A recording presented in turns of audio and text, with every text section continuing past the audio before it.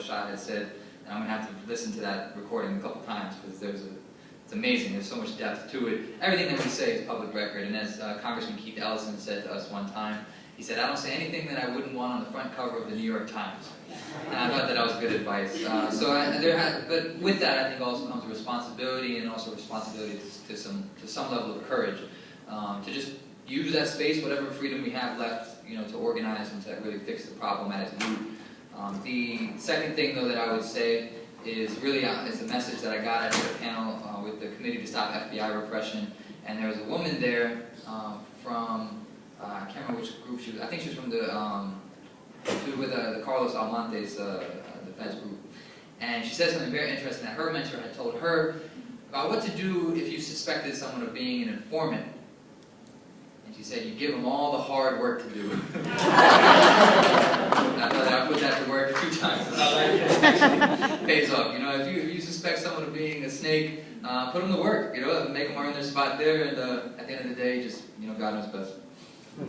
Just 30 seconds here. Among the cases of infiltration and political surveillance are, for instance, not just federal authorities, but state authorities. And folks on the Mid-Atlantic might remember the Maryland State Police in 2007 infiltrating death penalty groups, groups on both sides of the reproductive rights debate. And it's interesting because this went on for years, right? The raids of the peace and justice activists in Chicago, Minneapolis, and LA were driven by a 2-year infiltration of an FBI agent embedding herself in groups that were protesting the RNC in Minneapolis in 2008. And the longevity of the infiltrations does go a long way toward eroding trust. And I would just say, if I had a short message for someone, and I'd quote FDR, the only thing we have to fear is fear itself. And it is precisely what will chain us, right? The fear of each other, the inhibition of organizing, which is precisely what these tactics aspire to. That's exactly right. Is the goal for the establishment, and it is the threat to our movement. And if we as individuals internalize that fear, we undermine the opportunities for all of our communities.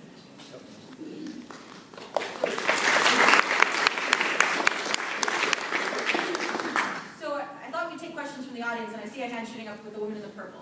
I just wanted to say what the fear issue that my observation is that I think there's a lot of what you're experiencing and the fear of the community that you're representing here, and also in the African American community. I live in the inner city, and police, I think the transformation of our municipal police and state police, but the municipal police especially, since 9/11, with Homeland Security money and transportation safety and all of these drills, and all of this militarization of the police.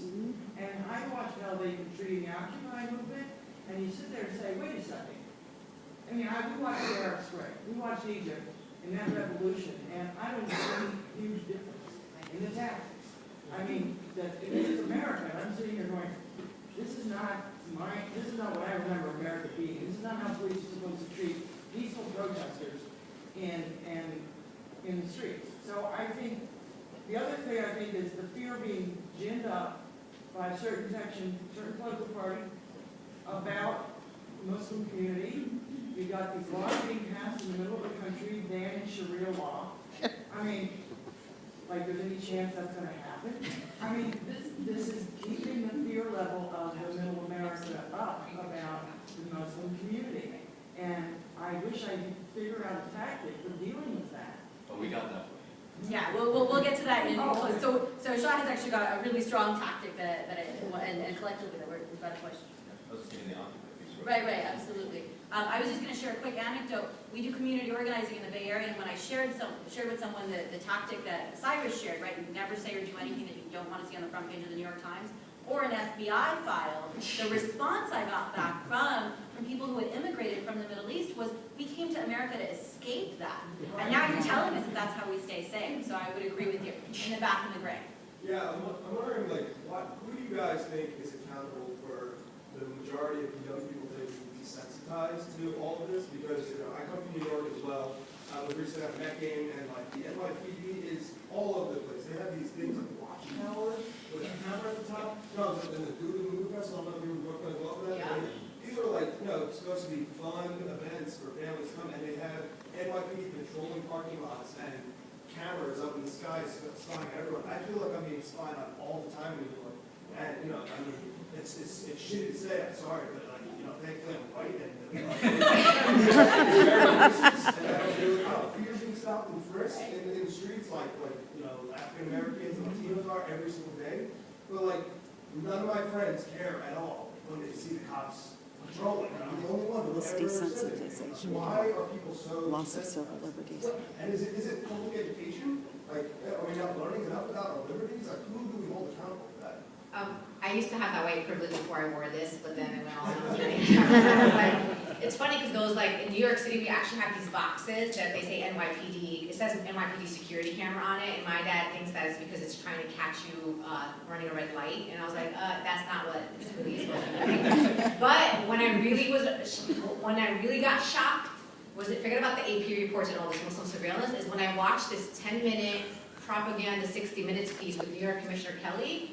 They have underground, like thousands of screens. So for example, if they're looking for a guy with a red shirt, they can black and white the screens and only people with red shirts are walking around on the screens and they can get these people. The amount of billions and trillions of dollars going into this, and the fact that NYPD offices are in London and Madrid and Morocco and all these things, I mean, it's so extensive. And I think what it is, with the difference between the surveillance and the stop and frisk piece is stop and frisk is public, right? So you can walk down the street and you can watch black kids getting stopped and Latino kids getting stopped or people of color getting stopped. With surveillance, it's secret. They're like, I don't know if anybody's following me. Like, how do you know that? And they think you're crazy. They're like, you're just a crazy dude that's just paranoid because it's so secret. I mean, people have been convicted and sentenced in this country without knowing why, because it's secret information, and for national security purposes, they weren't able to be told why they're being convicted. I mean, this is the kind of country we live in. So the reason why they're desensitized is because it's secret and it's not public. Like, you don't know that you're being spied on. So I absolutely think it's an education piece, but I don't know